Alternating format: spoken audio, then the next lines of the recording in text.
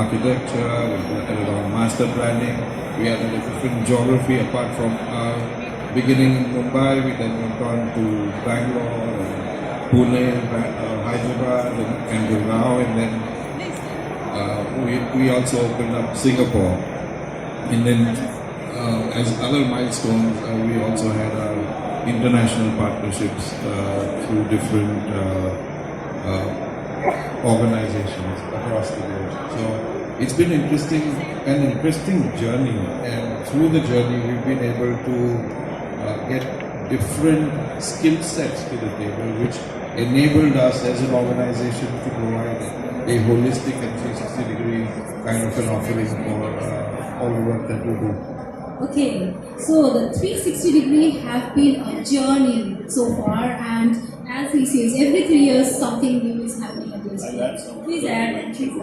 And then thanks for putting that word architecture, design and technology. Right? Let me thank you for that. Because I see that somebody for the first time is starting to recognize that each and every business which we do, and then even as architects what we do, everything is also very, very deeply embedded in technology.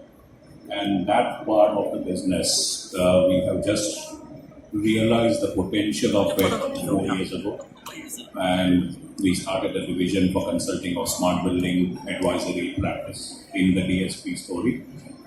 When you talk about contribution, if we map our journey, in which Yatin spoke about the 32 years of journey and plus, we still feel that we have just warmed up.